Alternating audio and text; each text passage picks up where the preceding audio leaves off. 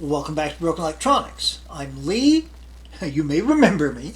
And I'm very glad you could join me here today. So I'm going to start out with a bit of channel update. A number of people have noticed that there have not been regular updates recently. You may remember that there was a bit of a hiatus back in June through the first part of July when I went out west for my daughter's graduation.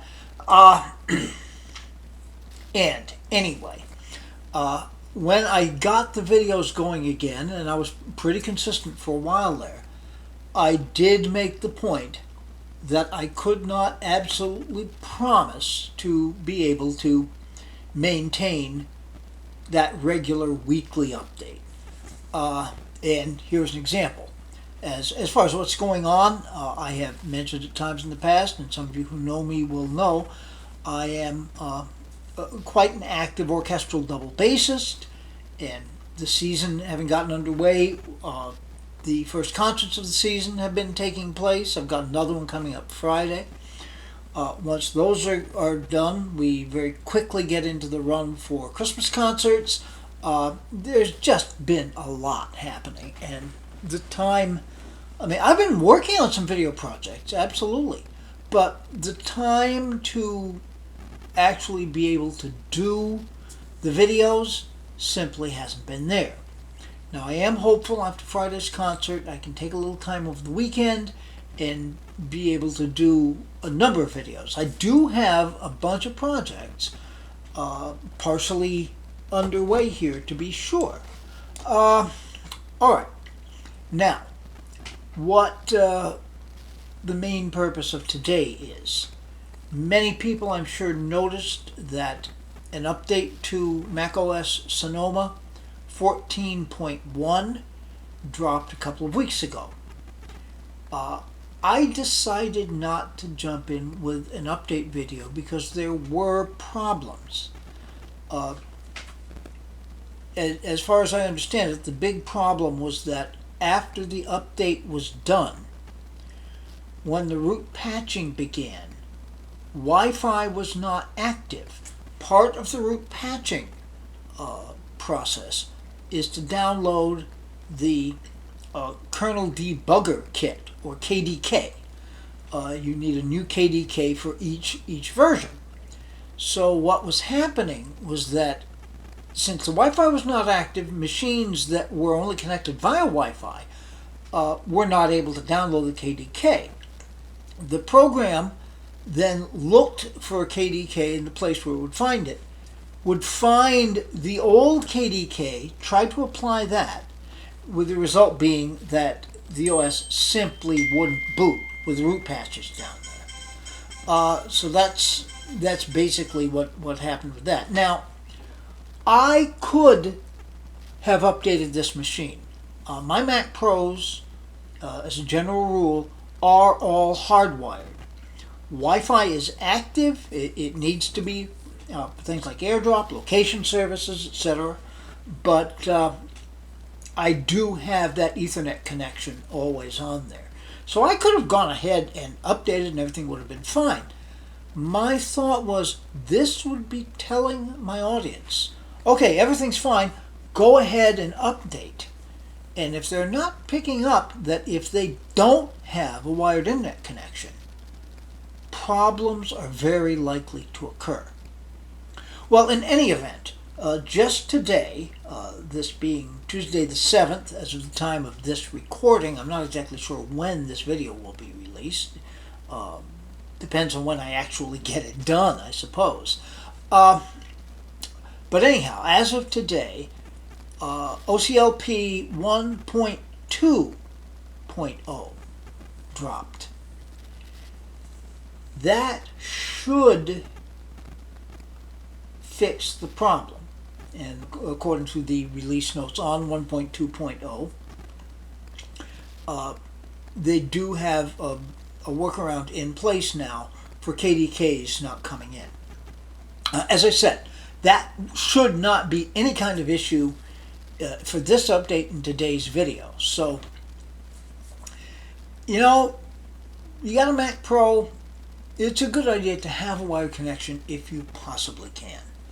Alright, so, and anyhow, our goal today will be to download and install macOS Sonoma 14.1. And if you want to see the process of doing that, please stay tuned. Okay, I'm going to do this with the camera rather than a screen capture, just because I suspect we'll need to keep this rolling. First thing I'm going to do is open the applications folder. Now I had checked to make sure that the new version was out there. What we're going to do here is open Core Patcher 1.1.0, and exactly as supposed to happen, the new version available.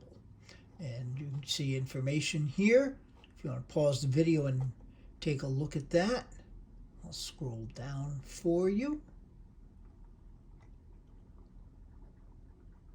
Okay, and of course you can get links and see the full changelog.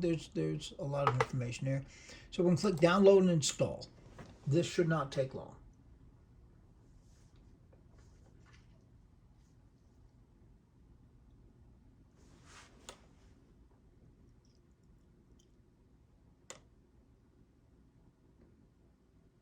It used to go faster than this, of course, before they came up with the GUI application. And my, hasn't that come a long way in a couple of years. All right, moving along here.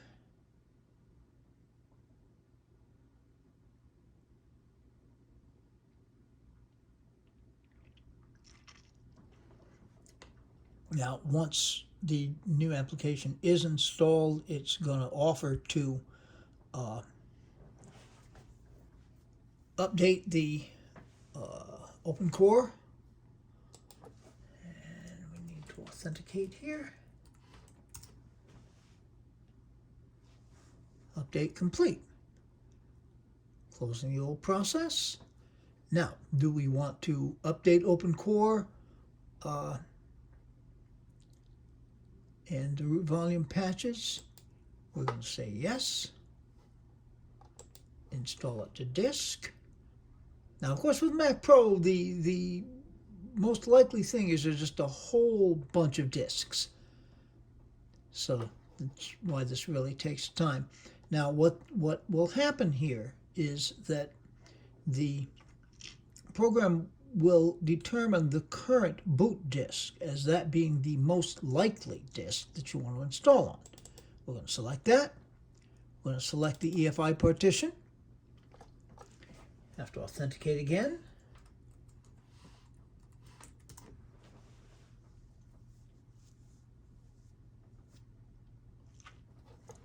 And we're going to reboot.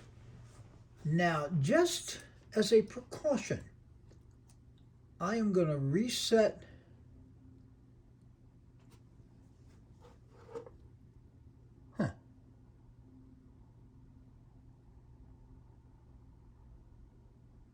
Oh, I must have canceled that.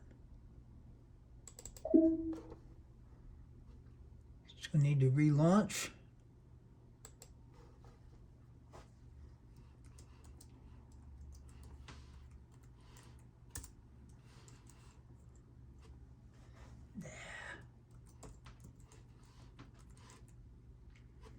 And that's actually caught me in the past. There's one where the highlighted option is to cancel.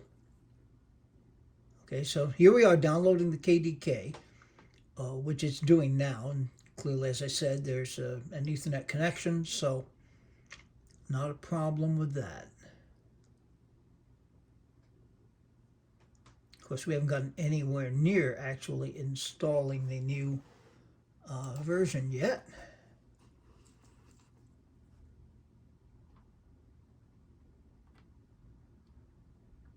KDK is bigger than the program is.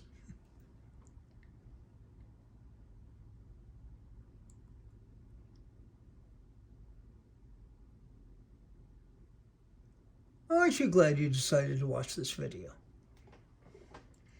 But, you know, if you haven't done this, this gives you the most accurate possible representation of what this is like.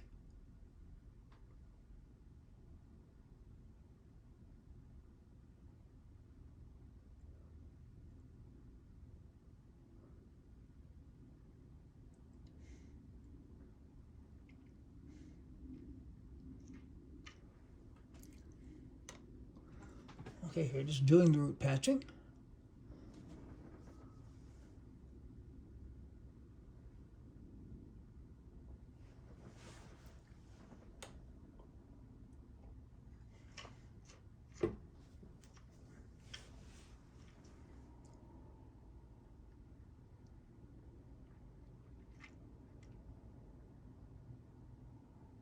Well, this is going to install, and then eventually it will need to restart in order to apply the patches.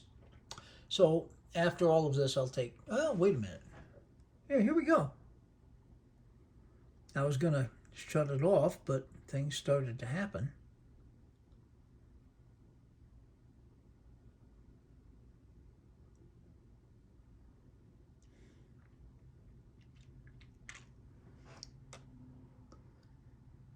This goes so quickly.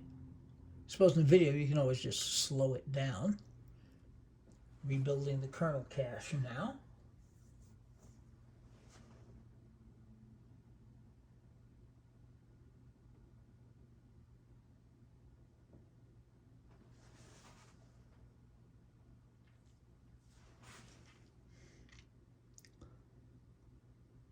Please reboot the machine for the patches to take effect. Sure. Restart. Okay. Now, just to be on the safe side, I am going to zap the PRAM. So I'm going to be holding down Command, Option, P, and R. Because when I have installed new open core versions on this machine, it has occasionally had boot problems until the PRAM is reset, or NVRAM, I should say.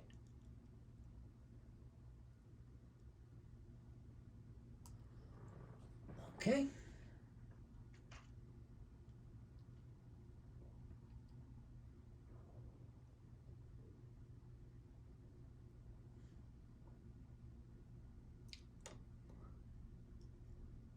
There's a lot of RAM in this machine to be counted up. Okay, there's the chime. Now, in resetting the NVRAM, I'm holding down that key combination that I mentioned. And we will hear another chime. To really make sure that it's flushed, you're usually going to wait 3 more times. And this is boring because it takes about 30 seconds between chimes.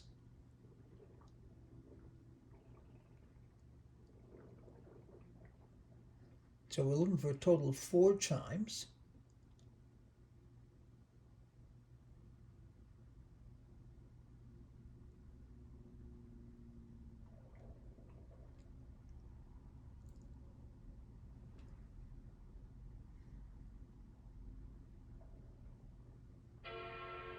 There's the second one.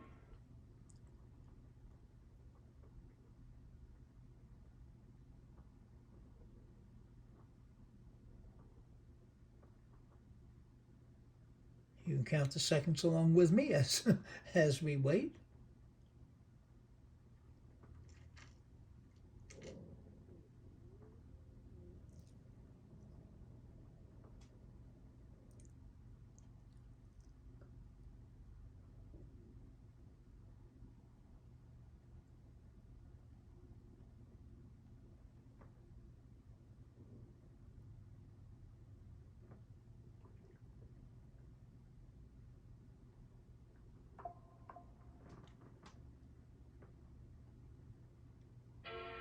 And the third one. One more.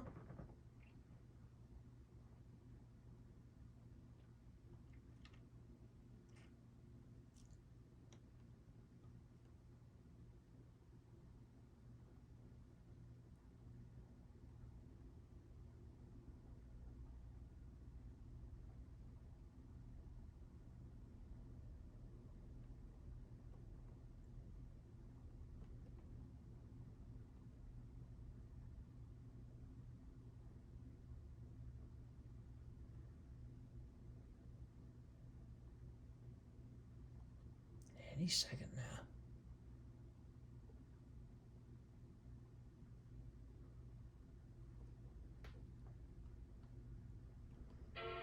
Okay, having done that, I have now released everything but the option key. Having cleared out and I'll get it right this time for Intel machines, the NVRAM, we need to reselect the EFI boot. So it will in fact boot into the OpenCore bootloader, and here it is.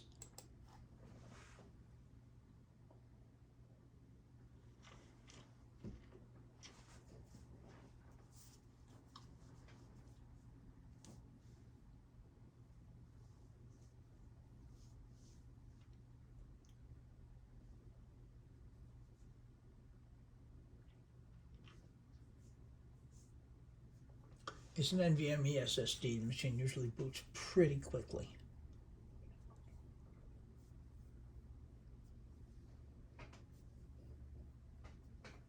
And hey, it's over 13 years old now.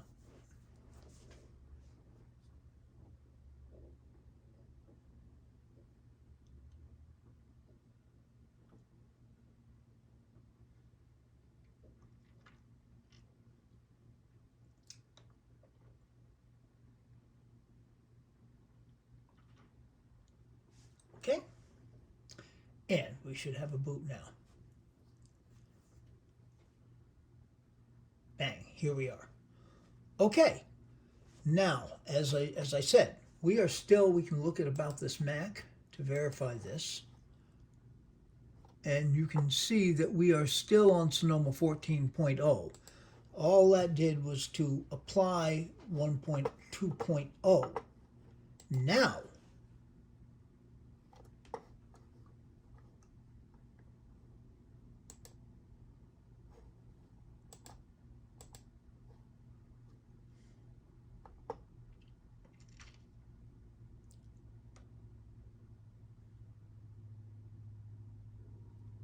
all right, 14.1.1.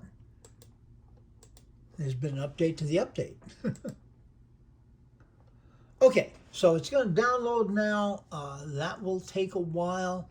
Actually, let's just go pretty quickly. It'll need to prepare. That will definitely take a while. So we'll be back soon. Stay tuned.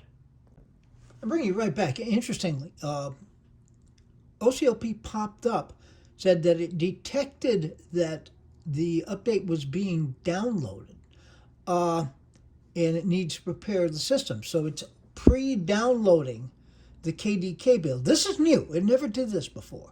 This would usually happen afterwards.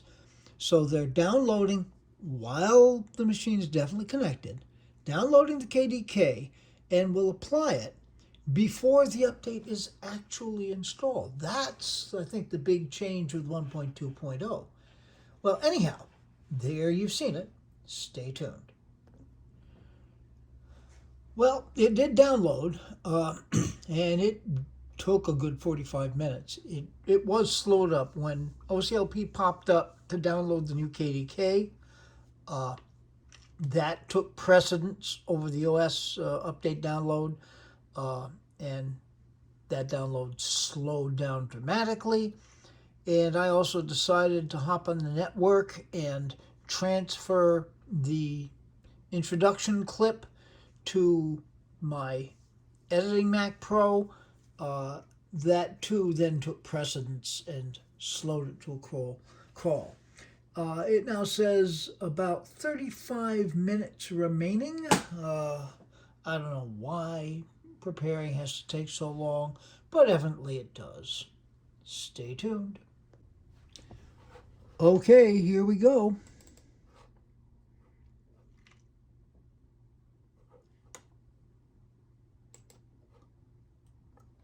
There's a restart.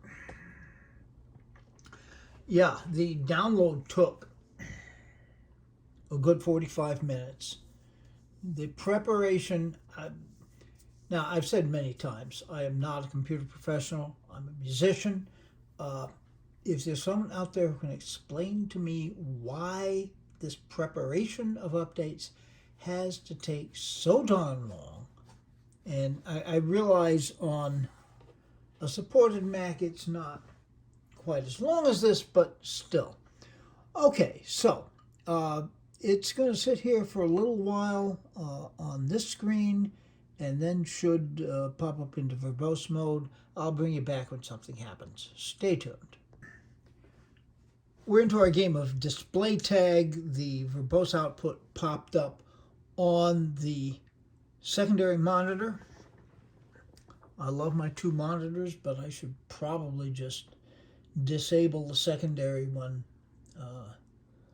I start doing an update like this. Oh well. Okay, it's doing its patching now. I could make out during a brief slowdown the word patched. Okay.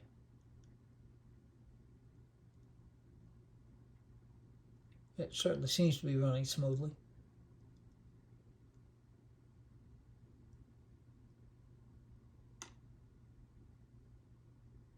Let's take a moment to thank the Lord our God for the incredible developers who work on the OpenCore Legacy Patcher project. Obviously way beyond me. Of course, they probably can't play double stops on a double bass, but hey. All right, we'll let this run for a while. Stay tuned.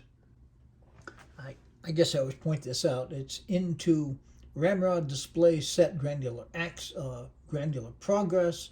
And this is always a point where that flying along the verbose mode slows down dramatically. That's not an issue. This is perfectly normal. Stay tuned. Okay, it's gone through a lot of what it's going to do here. It is right now preparing to reboot. And I'm going to exercise some hope here that it may come back to the main display.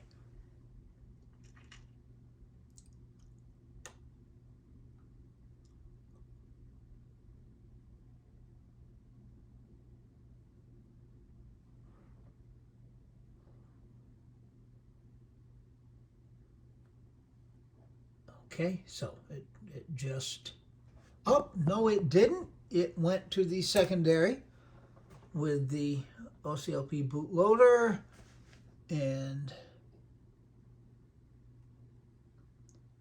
it should boot into a gray apple with a progress meter.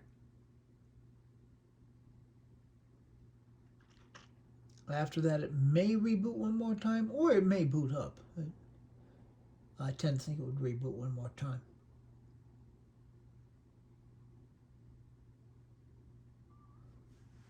Okay. Yep, and here is our gray screen Apple with a progress meter.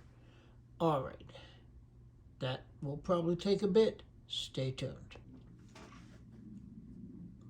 Well, I think you missed the brief show of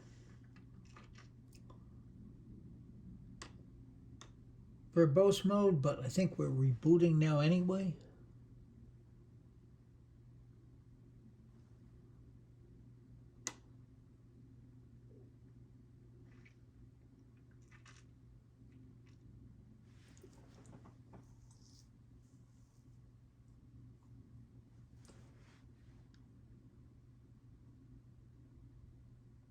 Got my hands on the tripod wondering which monitor is actually going to do something, and wondering if it's going to be the secondary.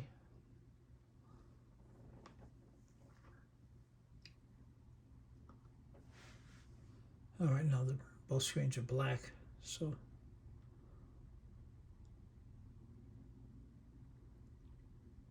we're waiting on the reboot, I guess.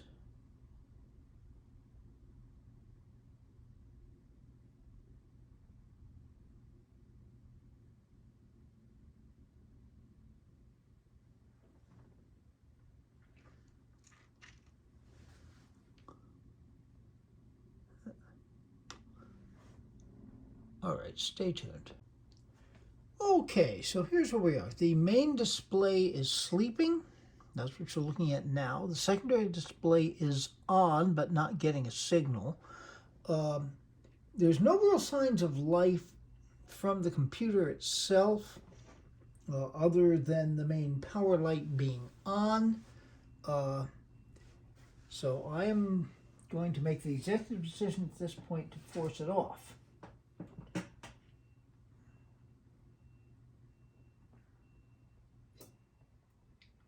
Having done that, we'll power it back on.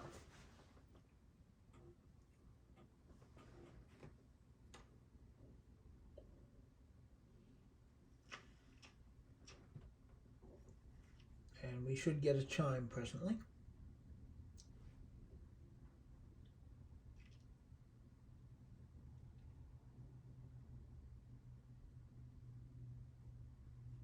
I hope.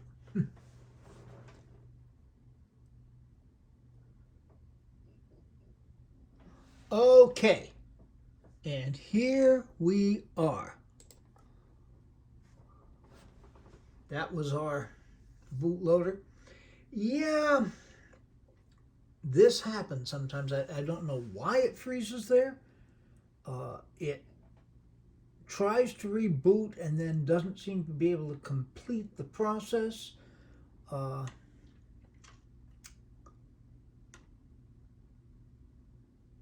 Not a big deal. It would be nice to know why that's happening. I know on my main Mac Pros, which are still running Monterey, when there's an update, very rarely does that kind of thing happen. But we are on the bleeding edge here, aren't we?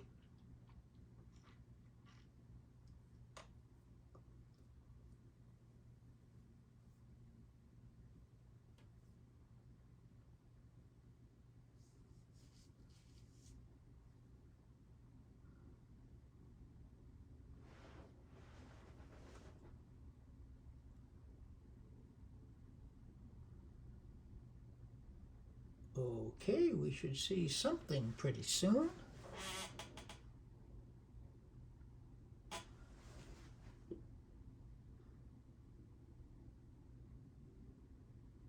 Oh, here we go.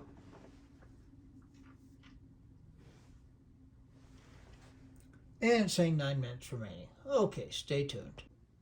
That went very quickly. Hopefully we will see something on one of these two screens very soon.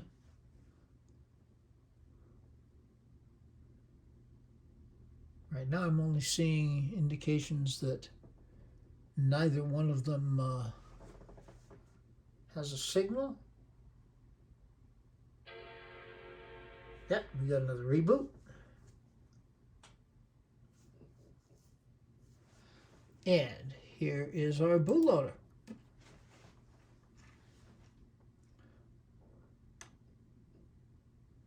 You may have noticed there are 3 options, and one, of course, was Sonoma. There were 2 Mojaves, and yes, right now there are 2 Mojave installations on this machine. One of these days, when the machine gets booted down,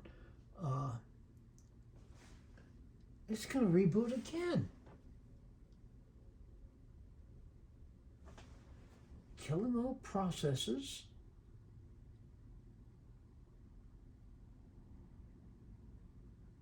Huh.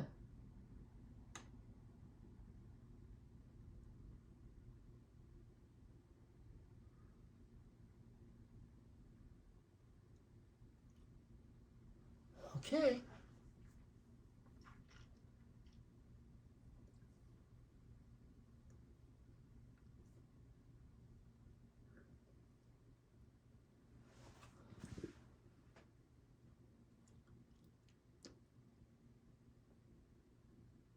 I mean, I've figured out a lot about how this all works, but there we go again. The preponderance of what I don't know is pretty astonishing.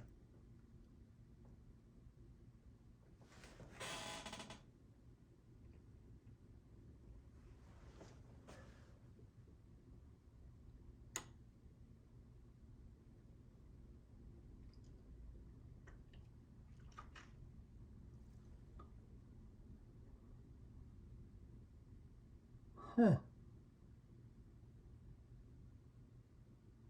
Halting on critical error. I don't like this.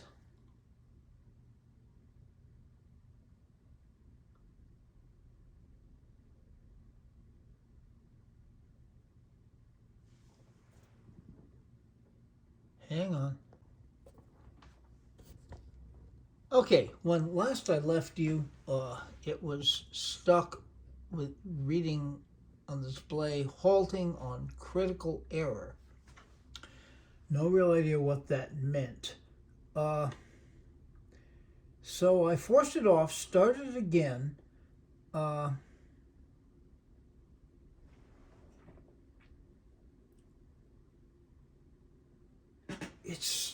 It's not booting. It's shutting down again.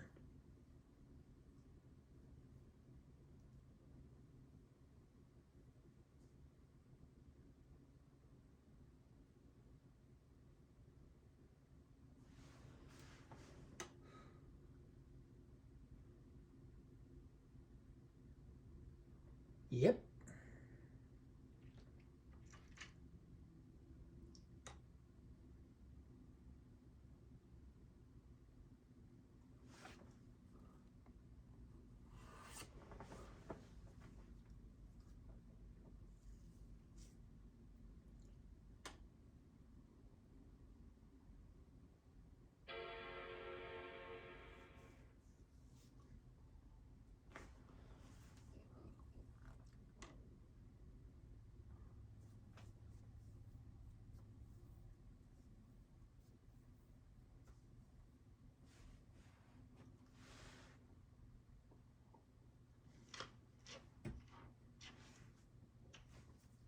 All right.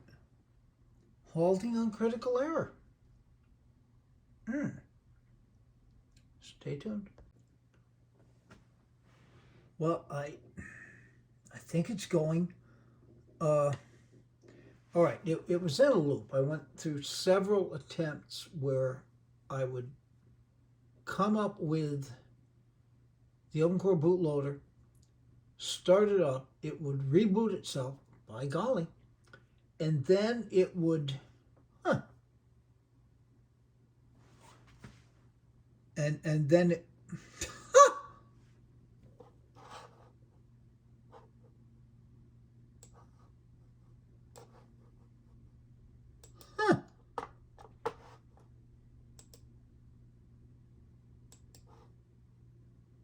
I'll be darned. 14.1.1. All right.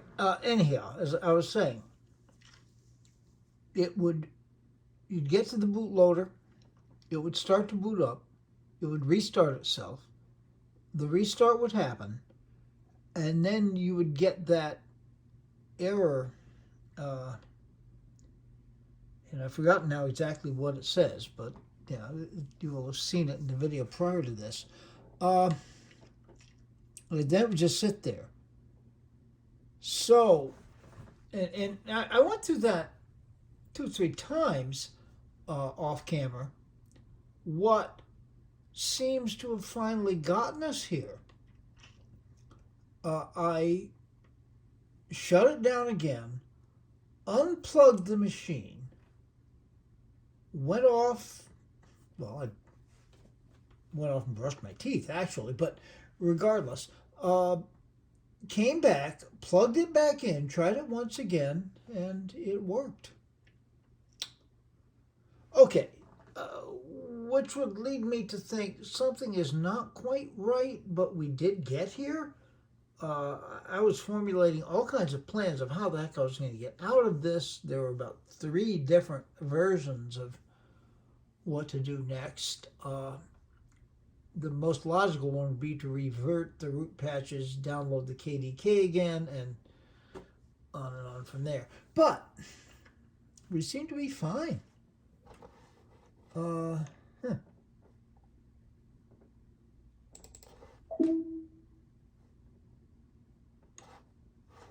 Thunderbird opens right up.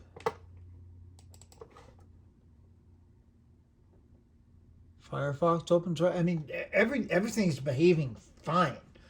All right, so I'm not 100% sure what to say, but in any event, you saw everything as I saw it. So things are working. We are in 14.1.1.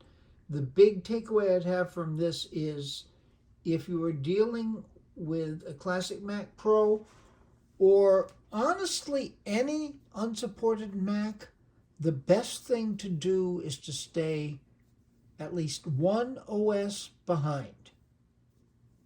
Right now, my working classic Mac Pros are running on Monterey.